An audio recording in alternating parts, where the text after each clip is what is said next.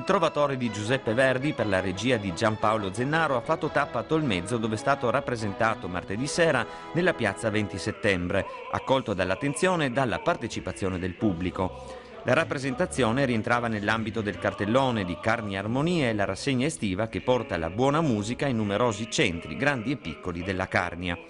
Carni Armonie non è soltanto un insieme di concerti organizzati in luoghi che rappresentano la storia e la cultura locale, ma è anche un'opportunità per il territorio per accogliere e farsi conoscere nel modo migliore.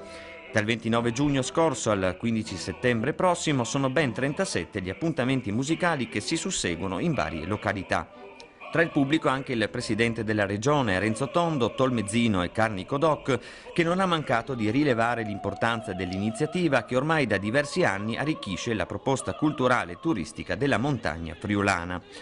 Curata dalla Fondazione Luigi Bon di Colugna con la direzione artistica di Claudio Mansutti, Carni Armonie gode del sostegno di enti pubblici, fra cui la Regione, ma anche di diversi partner privati, che in tal modo riconoscono la qualità della manifestazione e la sua valenza per la valorizzazione del territorio.